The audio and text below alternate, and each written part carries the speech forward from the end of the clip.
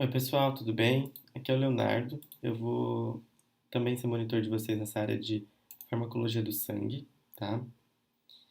Ah, sim, ó, são fármacos que eu acredito que vocês já tenham visto no dia a dia, algum avô, alguma avó, algum tio tomando. Então é interessante a gente conhecer um pouco mais sobre como eles funcionam de verdade. E eu não acho que seja muito complicado, tá? Tem que estudar, mas não é uma coisa muito difícil de vocês entenderem. A parte da fisiologia que é um pouco complicado, mas eu acredito que vocês tiveram uma boa fisiologia no passado, então vocês vão estar craques mais do que eu mesmo nisso daqui tudo, tá? Então a primeira parte da aula vai ser realmente sobre isso, os conceitos iniciais para vocês conseguirem compreender, né, se recordarem, principalmente da área de hemostasia, né, o que é hemostasia. Então assim, ó, sangue, né? Então a gente sabe, sangue é um fluido composto por plasma e elementos celulares, né, que a gente sabe quais são. Quais são as duas principais tarefas do sangue? Então, transportar o O2, o oxigênio, né, e nutrientes para todas as células do nosso organismo. E outra coisa que ele faz é remover os produtos do metabolismo. Isso vocês viram em biotransformação, né, em farmacocinética e farmacodinâmica, né, que tem essa interação do sangue com os fármacos e outros metabólicos, tá? Aí o importante, o mais importante de área de termos, assim, né, definições, é hemostasia. Então, a hemostasia é aquela resposta fisiológica do nosso organismo quando está acontecendo algum tipo de sangramento ou hemostasia, tá? Que é para então parar esse sangramento, parar essa hemorragia. Então, tem o objetivo, primeiro, de manter o sangue fluido e de ser capaz de realizar esse tampão no local de uma lesão, certo? Então, a hemostasia ela pode ser separada, dividida, vamos dizer, em primária, secundária e terciária, tá?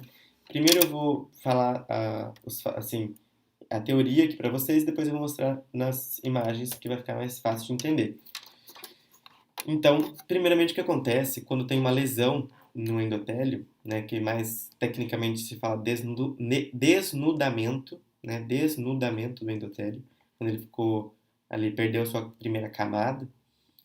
O que acontece primeiramente é uma vasoconstrição reflexa, tá? Então vai fazer uma vasoconstrição reflexa ali, e depois com isso vai soltar a endotelina e vai levar a um processo de adesão, ativação e agregação plaquetária, tá? E assim vai formar o tampão primário, vamos dizer assim, que é um tampão formado pela agregação das plaquetas. Isso é o que acontece na hemostasia primária, tá? Então lembra que o que acontece primeiro tem relação com vasoconstrição e plaquetas, tá? Na hemostasia secundária ela vai culminar na ativação da trombina, certo? Que vai formar um coágulo, né? Então, a secundária é a formação do coágulo, coagulação sanguínea. Tem que lembrar disso, da secundária, tá? Então, na própria secundária, a trombina, que vai ser ativada na própria secundária, né? Ó, estava aqui no outro, na ativação da trombina. Essa trombina, ela vai ativar o fibrinogênio, né? O fibrinogênio é uma forma inativa, está inativado, que está ali no sangue, certo? Esse fibrinogênio ativado pela trombina vai se transformar na fibrina. E essa fibrina, que vai se envolver ali na agregação plaquetária, vai formar o tampão definitivo secundário. Então, um tampão definitivo ali no local. E a hemostasia terciária, ela basicamente quer o quê? Ela quer manter aquele tampão, tá, no local da lesão. Não quer que se propague para outros locais, certo?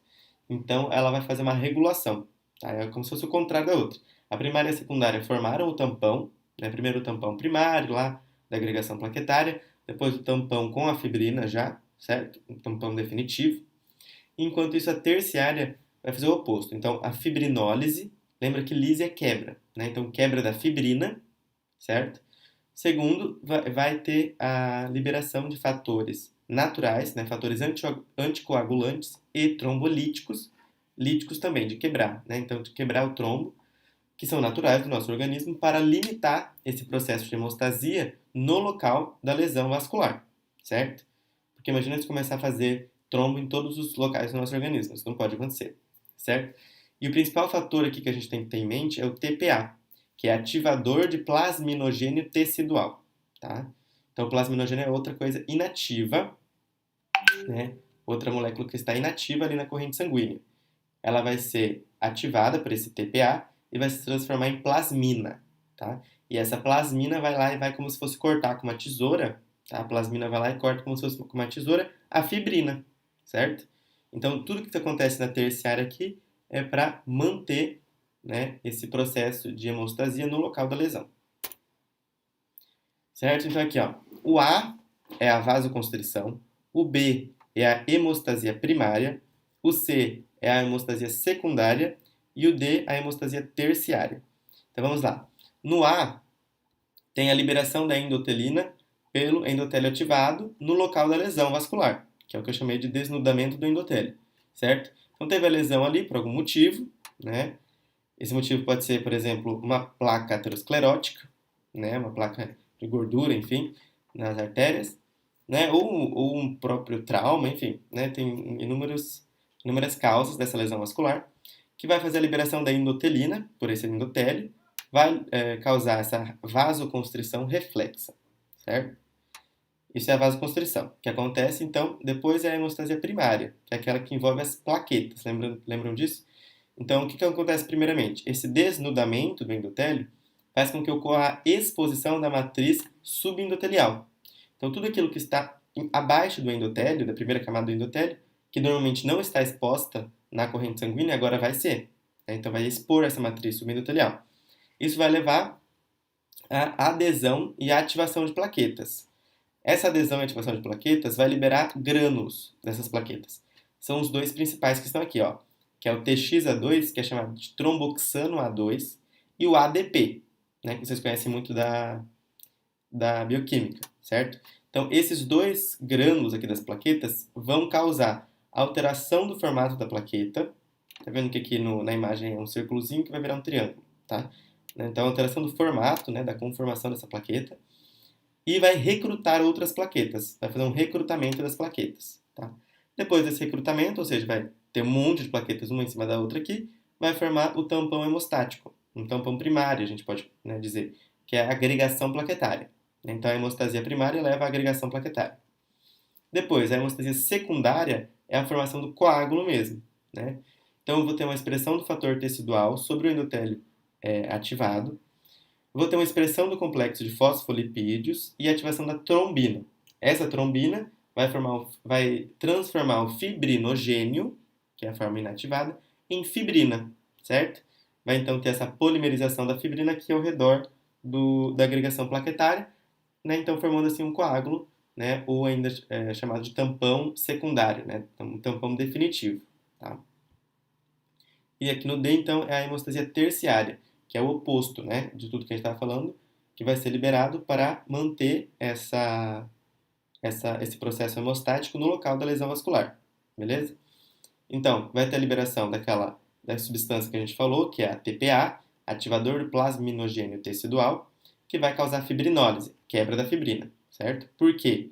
Porque ela vai fazer com que o plasminogênio se transforme em plasmina, e a plasmina vai lá e corta a fibrina. Além desse, que é o principal, tem também trombomodulina, que bloqueia a cascata de coagulação, eu ainda vou falar sobre ela. Tem a liberação de prostaciclina, que vai inibir a agregação plaquetária e a vasoconstrição, ou seja, aqui vai inibir esse processo inicial, né, de vasoconstrição e de agregação plaquetária. E por último, ainda tem moléculas de superfície que são semelhantes à heparina, que vão bloquear a cascata de coagulação. Lembra que a heparina é um anticoagulante. Então, no nosso próprio organismo tem moléculas que são semelhantes a ela, tá? Vão agir como anticoagulantes. Então, aqui eu trouxe uma imagem para mostrar, né, a formação do coágulo, que acontece aonde? No final da hemostasia secundária, certo? Porque já tem as plaquetas, aqui tem até umas hemácias junto, né? E a fibrina ao redor, certo? Então, já teve a formação da fibrina, então a gente está falando da hemostasia secundária, certo? E a cascata, então, que também está nessa questão da hemostasia secundária, vai formar o coágulo, então vai promover a formação desse coágulo de fibrina estável somente no local da lesão vascular. Os fatores de coagulação, que são aqueles que a gente estava falando, que vai levar à coagulação, são sintetizados no fígado e ficam presentes no sangue de forma inativa, né? E daí eles são ativados por proteólise, tá? Pela quebra da proteína. Então a gente está falando, né, de um ativa o outro, assim vai. Então essa é a cascata. Ela pode ser dividida em intrínseca e extrínseca e vai convergir para a formação do fator XA. No fim, então o que tem que saber basicamente da cascata? Que no fim, tá? Vai ter conversão de fibrinogênio, que é a forma inativa, em fibrina, que é a forma ativa.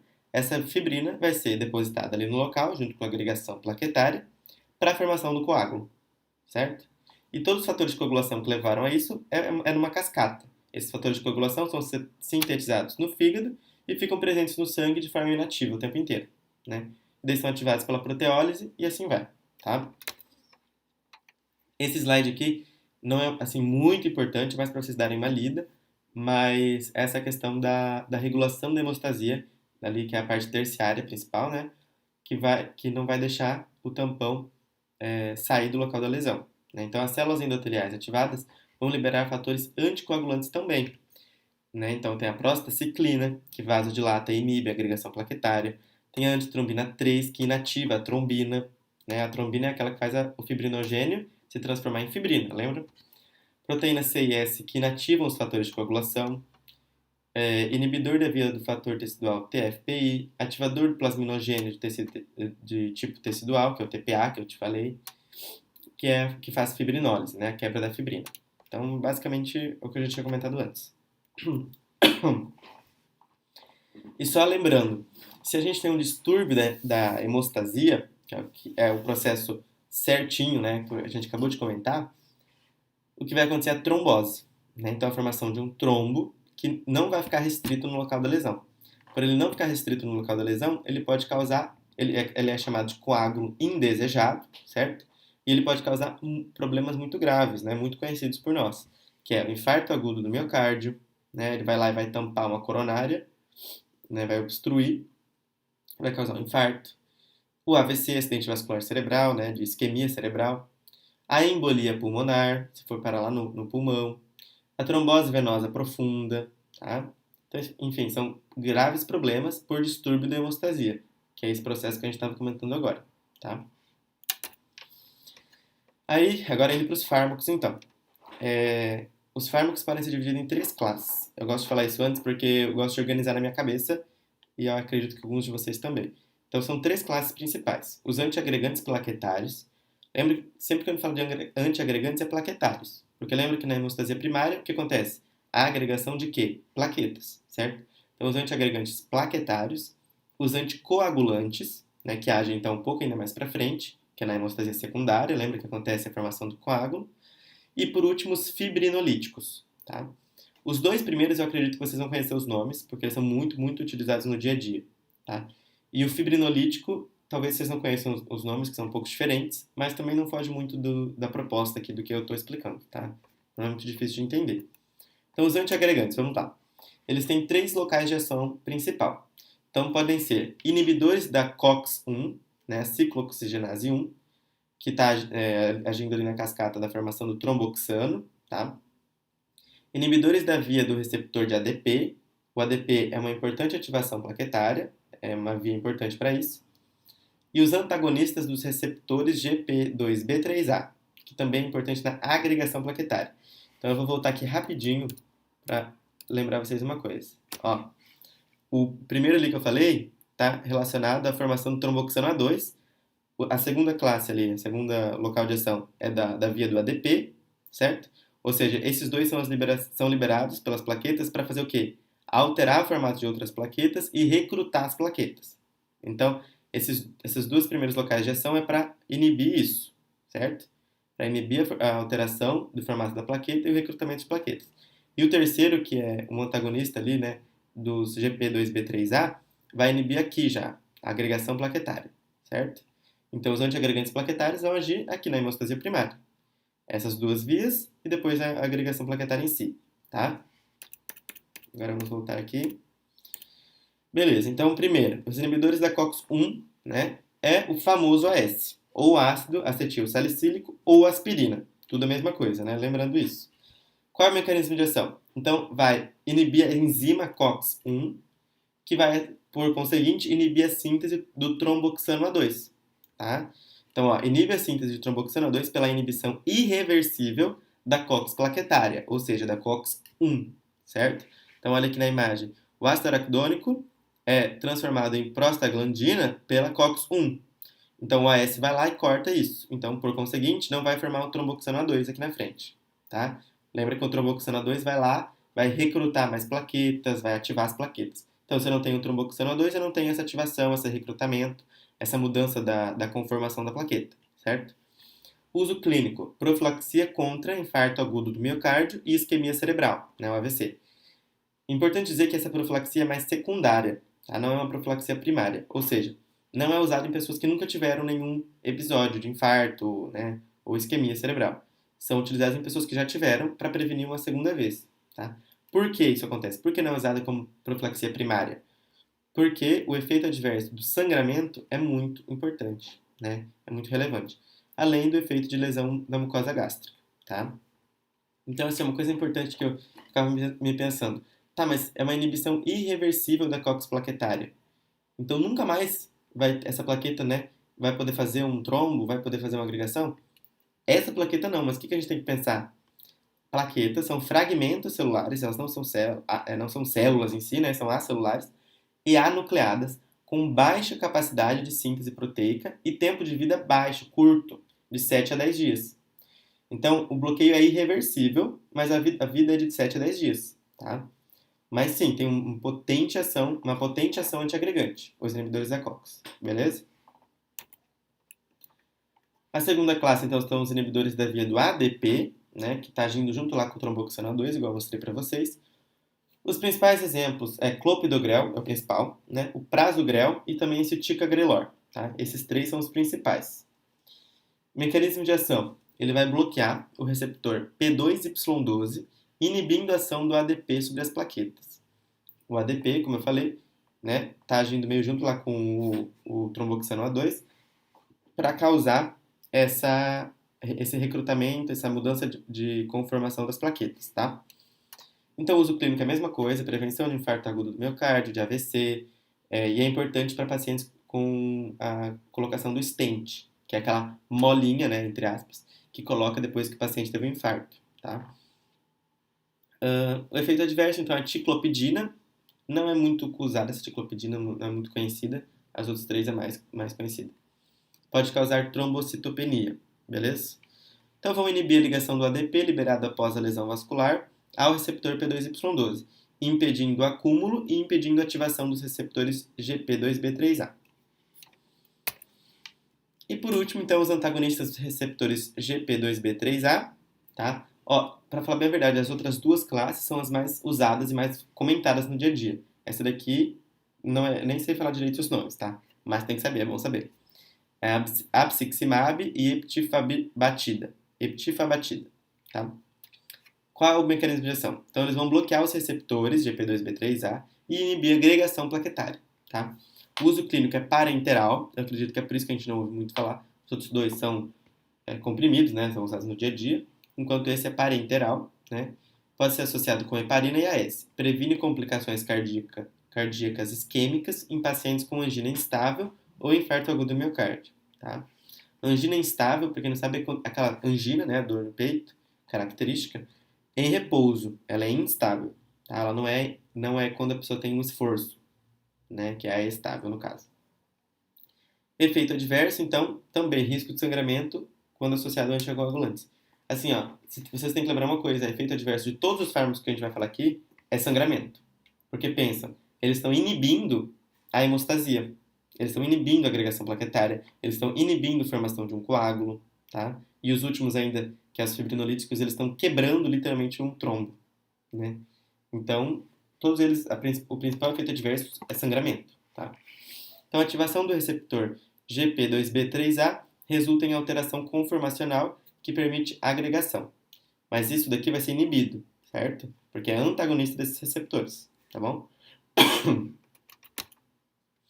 Agora os anticoagulantes. Então, assim, ó, os principais livros trazem 4, tá? A varfarina, heparina, inibidores do fator XA e inibidores diretos da trombina. Mas 2 são os principais e os que eu vou comentar com vocês aqui hoje, que é a varfarina e a heparina, tá? Então, eles são muito usados para prevenção e para o tratamento de doenças trombolíticas e eles inibem o quê? A síntese dos fatores de coagulação, né? Que estão ligados, então, naquela fase da hemostasia secundária, né? Lembrando. Então, primeiro, varfarina. Assim, ó, quando Pensar em varfarina tem que vir na cabeça de vocês. Vitamina K. V de varfarina, V de vitamina K, tá? Por quê? O mecanismo de ação da varfarina vai afetar as reações que dependem da vitamina K. Então, vai bloquear a síntese de alguns fatores de coagulação. O uso é prevenção de trombose arterial, venosa, de embolias, tá? E o efeito adverso, de novo, sangramento. Então, é importante aqui, ó. A vitamina K é um cofator da enzima carboxilase. Isso vocês devem lembrar melhor do que eu, né? Sobre cofator lá da bioquímica. Então, a enzima carboxilase, ela precisa dessa vitamina K como um cofator para que funcione. Essa enzima vai fazer a carboxilação de resíduos de glutamato e está envolvida na síntese de vários fatores de coagulação. Então, né, tá ali na síntese de fatores que vai fazer o coágulo, certo? A vitamina K reduzida vai ser oxidada e convertida em uma forma inativa, tá? A varfarina inibe a epóxido redutase, que por conseguinte vai inibir a reação da vitamina K, inibindo a síntese de fatores de coagulação, né? E dessa forma, então, vai ter um efeito anticoagulante. Então, basicamente, tem que saber que vai afetar as reações que têm a ver com a vitamina K, com as enzimas que precisam da vitamina K para funcionar, beleza? Ah, uma coisa importante, a varfarina não é recomendada para ser usada na gravidez. Heparina, já coloquei aqui embaixo, né? É segura na gestação, tá? Então, a heparina, o mecanismo de ação, ela vai se ligar na antitrombina 3, né? Então, antitrombina já tá, antitrombina então é um fator que vai lá e inibe a trombina, certo? Ó, antitrombina. E o que a trombina faz mesmo? Ela transforma o fibrinogênio em fibrina, certo? Que a fibrina vai lá, se junta com as plaquetas e forma o trombo. Então a antitrombina já está combatendo isso, certo? Então ela vai se ligar nessa antitrombina e ela vai potencializar a ação dessa antitrombina em mais de 1000 vezes, certo? Então ela se liga a um fator natural do organismo que já é um anticoagulante. Lembra que tem os anticoagulantes naturais? Um deles é a antitrombina 3. A heparina vai lá e se liga nessa antitrombina 3 e potencializa a sua ação, aumenta a sua ação, tá? O seu uso é só hospitalar, parenteral, tá? Intravenoso ou subcutâneo, tá? E é isso, segurando a gestação eu já comentei. Então, a antitrombina 3 é uma glicoproteína que é produzida no fígado e ela inativa os fatores de coagulação. O complexo heparina-antitrombina inativa vários fatores de coagulação, incluindo a trombina, né? Consequentemente, vai bloquear a formação de fibrina e vai exercer o seu efeito, que exerce o efeito coagulante, certo? Entenderam? Então lembra, a trombina faz o fibrinogênio se transformar em fibrina. Então a gente tem um fator já natural, que é a antitrombina 3, que vai inibir essa trombina, certo? Então a heparina vai se ligar a ela e potencializar a sua ação. É isso que acontece. Nem coloquei aqui, mas é óbvio. Efeito adverso principal, de novo, sangramento, né? Ah, tá. Tem dois tipos de heparina, beleza? Então a não fracionada e a de baixo peso molecular. A não fracionada, ela é frequentemente utilizada, tá, com agentes antiplaquetários no tratamento da síndrome coronariana aguda, né, que aqui entra o infarto e tal. Temos que efetuar a monitorização do tratamento para manter o efeito anticoagulante na faixa terapêutica. Lembra que faixa terapêutica é aquela faixa, né, em que o fármaco funciona. Se está fora da faixa terapêutica, ele não está funcionando. Então, a heparina não fracionada tem um índice, uma faixa terapêutica mais curta. E por isso, ela precisa ser monitorada o tempo inteiro, tá? E como ela é monitorada? Então, por isso daqui, ó. Isso aqui é muito importante, tá? Então, como a heparina não fracionada é monitorada? Isso é uma questão de prova, assim, clássica, né? Então, pelo tempo de tromboplastina parcial ativada, TTPA. Beleza? TTPA. Heparina de baixo peso molecular é a enoxaparina, tá? Tem o uso também de prevenção e tratamento de trombose profunda, o uso é basicamente o mesmo, mas tem um índice terapêutico mais alto, então não é tão restrito igual a heparina não fracionada. Por isso, não é necessário monitorar os níveis sanguíneos dela. Então é melhor, né? Não tem que ficar monitorando o tempo inteiro. Nesse sentido, assim. Aqui, ó, a diferença das duas, da heparina e de baixo peso molecular, tá? Então a meia-vida intravenosa da heparina é 2 horas, da outra é 4 horas. A resposta do anticoagulante é muito variável na heparina, não fracionada, e é mais previsível na de baixo peso molecular. A biodisponibilidade, vocês lembram disso, né, de farmacocinética e farmacodinâmica? Biodisponibilidade, então, é quanto que entra na corrente sanguínea, certo? Então, a heparina, 20%. A de baixo peso, 90%. Muito maior. E quanto aos efeitos adversos, tem mais sangramentos, é mais frequente na heparina não fracionada do que na de baixo peso molecular. Tá? Então, essa daqui é mais segura, a de baixo peso molecular. Local de tratamento, aqui a heparina tem que ser no hospital, por quê? Porque ela tem um baixo índice terapêutico, uma baixa faixa terapêutica, né? E precisa de monitorização constante, né? Do TTPA, lembrando. Tempo de tromboplastina parcial ativada. E o de baixo peso molecular pode ser no paciente no hospital ou externo ao hospital, beleza? E a última classe, né? Então a primeira classe foi antiagregantes, que é o AS, o clopidogrel, certo? Todos aqueles que têm a ver com a agregação plaquetária. Depois anticoagulantes, que a gente falou da varfarina e da heparina, né? Que vão agir então os fatores de coagulação, tá? E por último então os fibrinolíticos. Então líticos quebra a fibrina, certo? É fácil de lembrar. Pode ser chamado também de trombolíticos, tá? Então, assim, ó, eles são usados para quê? Tá? Eles são, assim, ó, gente, muito usados no terceiro ano. Fibrinolíticos é muito usados para infarto agudo do miocárdio com supra do segmento ST. Com supra, né? Significa o quê? Que teve uma oclusão, né, total do vaso. O trombo oclui totalmente o vaso, então eu preciso abrir aquele vaso. Para eu abrir ele, eu tenho que fazer a lise do trombo, né, quebrá-lo. Então, o que eles fazem? Eles catalisam a conversão do plasminogênio em plasmina, que atua digerindo a fibrina. A gente falou lá no processo natural que isso já acontece. Então, eles aumentam para que abra o vaso, né? Para que quebre o trombo, beleza? Então, eles administrados, em geral, por via intravenosa. Os principais exemplos: alteplase, que é muito utilizado, streptokinase e urokinase, tá? Tem um novo também, que é o tecnoteplase, que é um que é, se eu não me engano, é uma vez só que coloca. Tá? Porque, por exemplo, o alteplase é em torno de 1h30, tem que ficar, né, no sangue como se estivesse tomando soro, vamos dizer, tá? Tem que ficar 1h30, mais ou menos, para ele ter ação, então demora, tá? E esse tecnoteplase, que é o mais novo, é uma vez só, sabe? Na hora, coloca e pronto. Mas não trouxe aqui porque ainda nem está muito nos livros. Uso clínico. Então, trombose venosa profunda, embolia pulmonar, infarto agudo do miocárdio com supra de ST, que eu comentei com vocês, para a dissolução de coágulos que resultam em AVC, também, né, porque o AVC isquêmico também é um trombo que está lá e está causando isquemia, certo? Então pensa assim, é quando tem um trombo que está obstruindo alguma coisa e eu preciso lá quebrar esse trombo. O que eu vou fazer? Eu vou transformar o plasminogênio em plasmina, essa plasmina vai lá quebrar a fibrina, né? Vai quebrar o trombo. Basicamente é isso. Efeito adverso, hemorragia. De novo, né? Hemorragia.